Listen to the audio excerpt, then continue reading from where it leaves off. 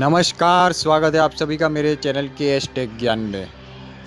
निधिवन, आप सभी ने निधिवन के जाना होगा, सुना होगा कि वृंदावन में एक निधिवन करके एक जगह है, भगवान कृष्ण का मंदिर है।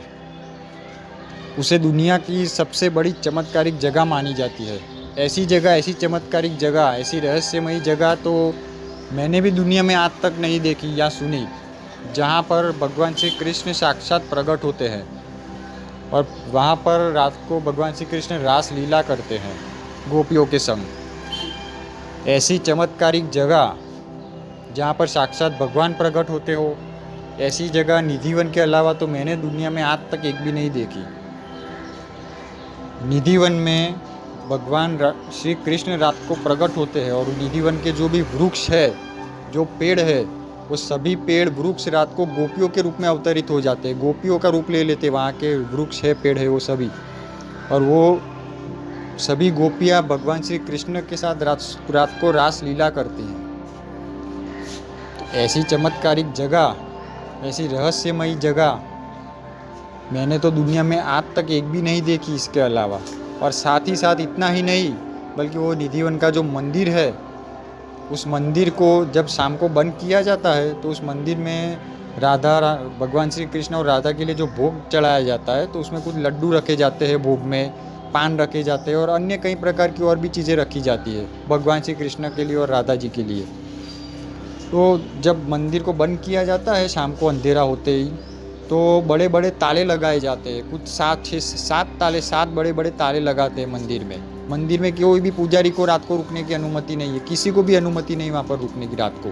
तो जब मंदिर को बंद किया जाता है तो 7 बड़े बड़े ताले लगाए जाते हैं और अंदर भगवान श्री कृष्ण और राधा जी के लिए भोग रखे जाते हैं, लड्डू रखे जाते हैं, पान रखे जाते हैं और अन्य कई प्रकार की चीज़ें रखी जाती है, भोग लगाया जाता है। और बंद करके 7 बड़े बड़े ताले लगाकर उन्हें दूसरे दिन सुबह जल्दी 4-5 बजे के बीच में उन्हें मंदिर के द्वार खोला जाता है भगवान श्री कृष्ण की पूजा आराधना आरती करने के लिए।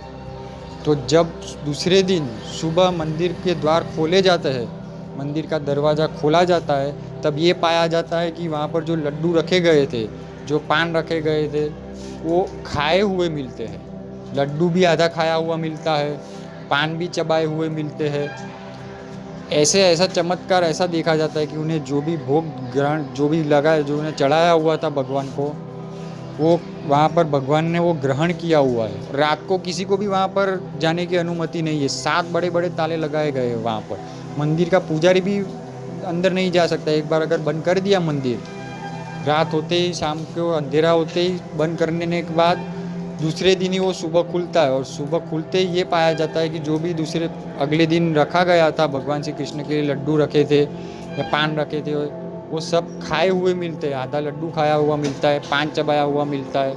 और साथ ही साथ रात को भगवान श्री कृष्ण वहाँ पर रात को प्रकट होते हैं और वहाँ के जो भी वृक्ष पेड़ है, वो सभी गोपियों का रूप ले लेती है और फिर वहाँ पर भगवान श्री कृष्ण उन गोपियों के साथ रास लीला करते हैं। तो ऐसा चमत्कार, ऐसी चमत्कारिक जगह तो मैंने आज तक और भी कोई भी नहीं देखी इस दुनिया में, ना ऐसी जगह और अन्य कोई सुनी इसके अलावा। अभी कुछ लोगों के मन में ये सवाल आता है कि वहाँ पर जो भी लोग, किसी ने भी वहाँ पर रुकने की रात को कोशिश की तो वो मृत्यु को घाट उतर गया।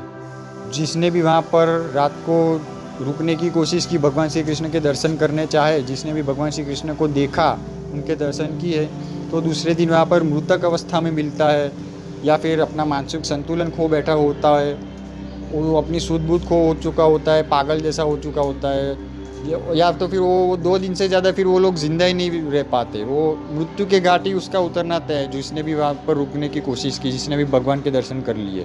तो अभी कई लोगों के मन में ये सवाल आता है कि भगवान श्री कृष्ण ऐसा कैसे कर सकते हैं, भगवान ऐसा क्यों करते हैं कि अपने ही भक्तों के साथ, कि जिसने भी वहाँ पर रुकने की कोशिश की, जिसने भी भगवान श्री कृष्ण के दर्शन किए, तो भगवान अपने भक्त के साथ ऐसा करे कि भाई उसे मृत्यु के घाट उतार दिया, उसे पागल कर दिया, वो अपना मानसिक संतुलन खो बैठा और खुद बोलने की हालत में ही नहीं रहा। भगवान ऐसा कैसे कर सकते अपने भक्तों के साथ? तो आज इस वीडियो के माध्यम से ये मैं आपका डाउट क्लियर करने जा रहा हूँ। वीडियो के अंत तक ज़रूर बने हुए रहना कि जो भी चीज़ होती है, जिसने भी भगवान के दर्शन किए, उसके साथ ऐसा क्यों होता है, वो मृत्यु को क्यों प्राप्त हो जाता है। वो अपनी सुध बुध क्यों खो चुका होता है, अपना मानसिक संतुलन क्यों खो बैठता है, या फिर वो ऐसी हालत में क्यों हो जाता है कि वो 2 दिन से ज़्यादा जीवित नहीं रह पाता।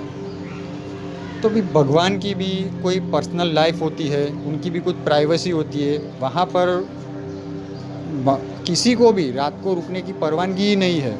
वहाँ के जो मंदिर के जो ब्राह्मण हैं, जो पुजारी है, उन्हें भी रात को रुकने की वहाँ पर अनुमति नहीं है। फिर भी कुछ लोग चोरी छुपे इस तरीके की हरकत करते हैं, जहाँ पर भगवान ने मनाही फरमाई गई है। भगवान श्री कृष्ण ये नहीं चाहते कि कोई रात को वहाँ पर उन्हें देखे। उनकी भी कुछ पर्सनल लाइफ है, कोई प्राइवेसी है, फिर भी कुछ लोग उस मर्यादा का उल्लंघन करते हैं। अभी वहाँ के मंदिर के जो पुजारी है, वो तो दिन भर वहाँ पर पूजा पाठ करते हैं, सालों से वहाँ पर पूजा पाठ भक्ति करते हैं भगवान श्री कृष्ण से कि सुबह से लेकर शाम तक। तो क्या उनके मन में ये ख्याल नहीं आता होगा कि भाई मैं इतने टाइम से चलो भगवान की भक्ति कर रहा हूँ, तो आज के दिन में यहाँ पर रुक जाऊँ, मैं भगवान श्री कृष्ण के दर्शन कर लूँ? उनके मन में ये ख्याल विचार नहीं आता होगा? तो क्यों वो रात को वहाँ पर नहीं रुकते? भगवान श्री कृष्ण की भक्ति वो सालों से करते आ रहे। जो भी निधिवन के जो पुजारी जो है, ब्राह्मण पंडित है, जो वहाँ पर पूजा पाठ करते हैं, वहाँ पर बैठते, जो भी वहाँ के पुजारी है, तो उनके मन में ये सवाल नहीं आता होगा कि वो तो सालों से भगवान की भक्ति कर रहे हैं, तो मैं आज रात को रुक जाऊँ, आज ही मैं भगवान श्री कृष्ण के दर्शन कर लूँ? तो वो क्यों ऐसा नहीं करते कि आप वहाँ पर रुकने की कोशिश करते हैं? वो अपनी मर्यादा का कभी उल्लंघन नहीं करते। क्यों? क्योंकि भगवान श्री कृष्ण ही नहीं चाहते कि कोई वहाँ पर रुके। और फिर भी कुछ लोग ऐसी हरकत करते, अपनी मर्यादा का उल्लंघन करते हैं कि भगवान श्री कृष्ण के दर्शन पाने के लिए वो चोरी छुपे वहाँ पर रुक जाते हैं और फिर खुद ही अपना अनर्थ कर बैठते हैं। अभी भगवान श्री कृष्ण ऐसा नहीं करते किसी के साथ। ऐसा क्यों होता है? जो भी वहाँ पर दर्शन करते हैं वो क्यों मृत्यु के घाट उतर जाता है, या फिर क्यों अपनी शुद्ध बुद्ध खो बैठ चुका होता है, अपना मानसिक संतुलन खो बैठ चुका होता है, पागल जैसा हो जाता है? तो महाभारत में भगवान श्री कृष्ण ने युद्ध के दरमियान अर्जुन को अपने विराट रूप के दर्शन करवाए थे, अपने अलौकिक परमात्मा ईश्वरीय रूप के दर्शन करवाए थे अर्जुन को। तो जब दर्शन करवाने से पहले भगवान श्री कृष्ण ने अर्जुन को दिव्य दृष्टि प्रदान की, दिव्य नेत्र प्रदान किए, ताकि वो उनके उस अलौकिक रूप के ईश्वरीय रूप के दर्शन कर सके। भगवान श्री कृष्ण ने खुद अर्जुन से कहा था कि तुम अपनी साधारण नेत्र से मेरे उस परमात्मा के रूप के, ईश्वरीय रूप के कभी भी दर्शन नहीं कर पाओगे। तुम्हारी आंखें उतनी सक्षम नहीं है कि तुम मुझे देख पाओ। इसलिए पहले उन्हें दिव्य दृष्टि प्रदान की, दिव्य नेत्र प्रदान की अर्जुन को युद्ध के दरमियान, जब वो गीता उपदेश दे रहे थे तभी। और फिर उन्हें दृष्टि देने के बाद, दिव्य नेत्र देने के बाद उन्हें ईश्वरीय रूप के, विराट रूप के दर्शन करवाए। और वो रूप के दर्शन सिर्फ अर्जुन ने ही किए थे युद्ध में, और किसी को भी उस रूप के दर्शन नहीं हुए थे। उन्हें पहले दिव्य दृष्टि प्रदान की ईश्वर ने। और दूसरी बार जब महाभारत में एक भरी सभा में दुर्योधन ने ऐसी हरकत की थी कि भगवान श्री कृष्ण को बंदी बनाने के लिए कहा था सभी सैनिकों से, तो तभी भी भगवान श्री कृष्ण ने अपने ईश्वरीय रूप के, अलौकिक रूप के दर्शन करवाए थे, विराट रूप के में प्रकट हो गए थे भगवान श्री कृष्ण। तो तभी उस भरी सभा में बड़े बड़े सब महारथी मौजूद थे।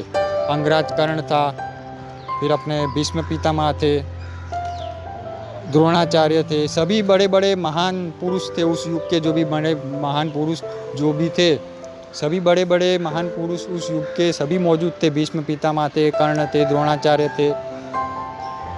फिर भी किसी से भी भगवान श्री कृष्ण के उस रूप के दर्शन नहीं हो पा रहे थे। जैसे ही भगवान ने अपने उस ईश्वरीय रूप के दर्शन करवाए बड़ी सभा में, तो सभी ने अपनी आंखें मीच ली। किसी से भी भगवान के उस रूप से दर्शन नहीं हो पा रहे थे। भगवान के इस रूप में उतना तेज था, उतना वेग था कि वो उस ज़माने, उस जो युग था, उस ज़माने में तो जो बड़े बड़े महान पुरुष थे, उनसे भी भगवान के उस रूप के दर्शन नहीं हो पा रहे थे।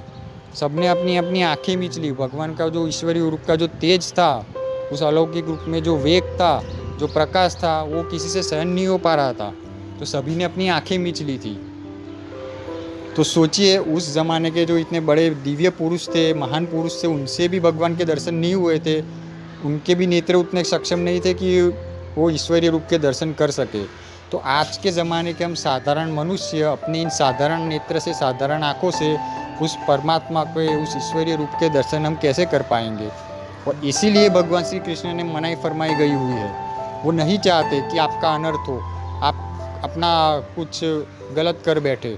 और इसीलिए भगवान श्री कृष्ण ने वहाँ पर रुकने के लिए, किसी को भी वहाँ पर रुकने के लिए अनुमति रात को नहीं है, क्योंकि भगवान श्री कृष्ण ये जानते हैं कि आपने अपने उस साधारण नेत्रों से उनके उस अलौकिक रूप, उस परमात्मा के उस रूप के, उस दिव्य रूप के दर्शन कभी भी आप नहीं कर पाएंगे। आपकी आंखें उतनी सक्षम नहीं है।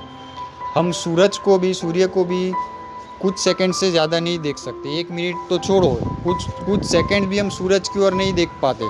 तो जो भगवान श्री कृष्ण में तो लाखों करोड़ों सूर्य के समान तेज होता है, इतना प्रकाश, उतना वेग होता है।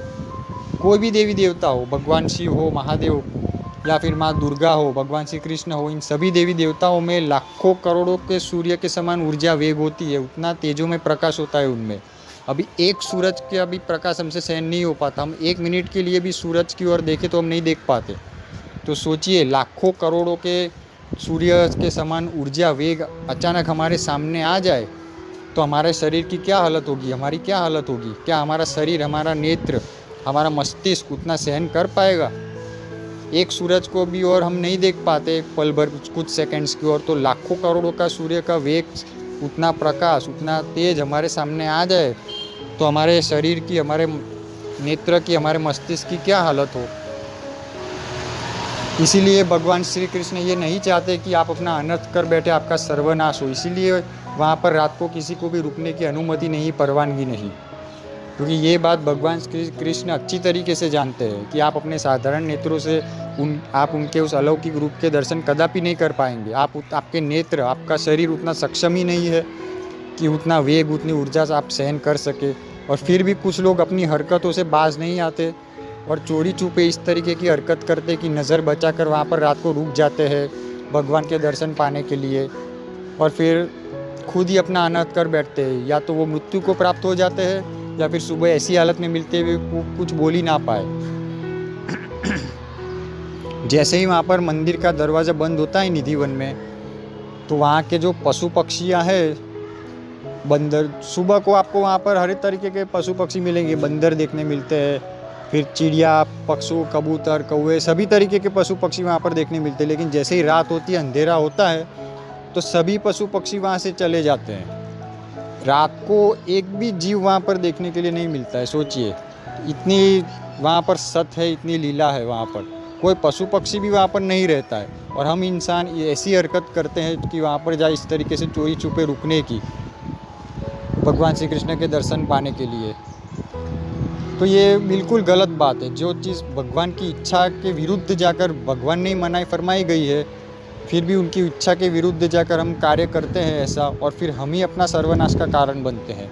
आपने कई किस्से ऐसे सुने होंगे कि जो भी रात में वहाँ पर रुकने की जिसने भी कोशिश की, वो सुबह में या तो मृतक अवस्था में मिला, वो मौत के घाट उतर चुका था, या तो फिर ऐसी हालत में मिला कि वो कुछ बोलने की काबिल ना रहा हो, वो अपनी शुद्ध बुद्ध खो बैठ चुका होता है, अपना मानसिक संतुलन खो बैठ चुका होता है। ऐसे कई किस्से आपने भी सुने होंगे, और सचमुच में ऐसा होता है।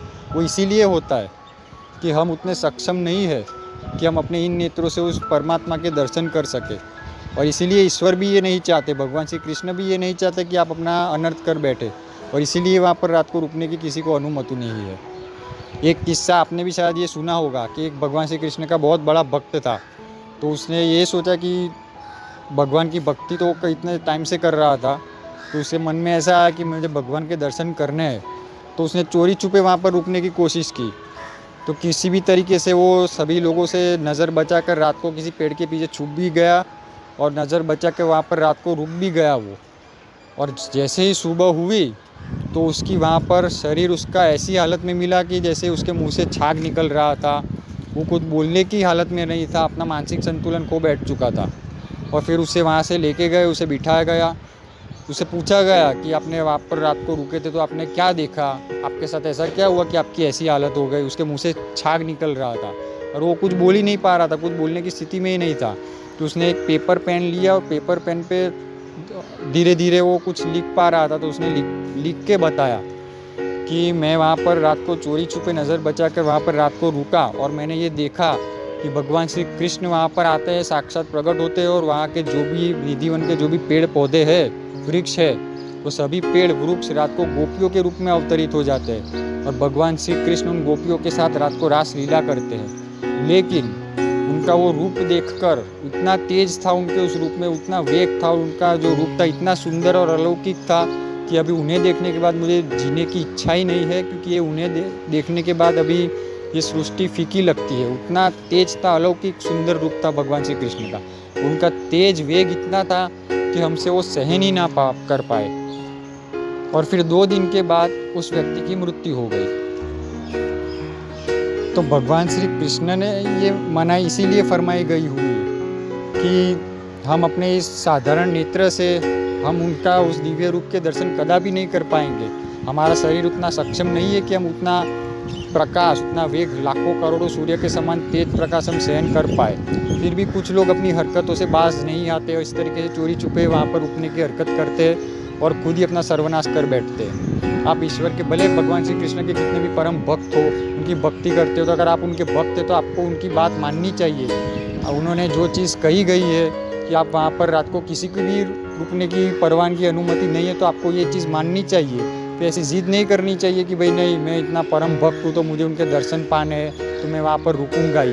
भगवान श्री कृष्ण किसी का बुरा नहीं करते अपने भक्त के साथ कि भाई तूने मुझे देख लिया तो मैं तुझे शाप दे देता हूँ या तुझे सर्वनाश तेरा कर दिया, तुझे मौत के घाट उतार दिया। नहीं, बल्कि हम ही उतने सक्षम नहीं है, हमारा शरीर उतना सक्षम नहीं, हमारे नेत्र उतने सक्षम नहीं कि हम उस लाखों करोड़ों सूर्य समान वेग तेज का हम सहन कर पाए। हम उस साधारण नेत्रों से उस अलौकिक रूप का दर्शन कदापि नहीं कर पाएंगे।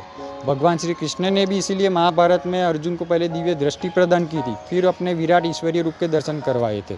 तो ये चीज़ें आप समझिए कि ईश्वर कभी किसी का बुरा नहीं करते और वो ना आपका बुरा चाहते हैं। इसीलिए वहाँ पर रात को रुकने की किसी को भी अनुमति या परवानगी नहीं है, और कोई ब्राह्मण पुजारी भी, पंडित भी वहाँ पर कोई भी रात के समय इसीलिए नहीं रुकता। कुछ नियम भगवान के बनाए गए, उन कुदरती नियम का पालन करना चाहिए। हमें उनके आड़े जिद नहीं करनी चाहिए, वरना हम ही अपने सर्वनाश का कारण बनेंगे। आशा करता हूँ इस वीडियो से आपको कुछ ना कुछ ज्ञानपूर्वक जानकारी ज़रूर हासिल मिली होगी, और इसी तरीके के ज्ञानपूर्वक वीडियोस को पाने के लिए चैनल को लाइक एंड सब्सक्राइब ज़रूर कीजिए, क्योंकि आगे भी मैं आपके लिए ऐसे वीडियोस लेकर आने वाला हूँ जो कि आपका जीवन ही बदल दे। जय श्री कृष्ण।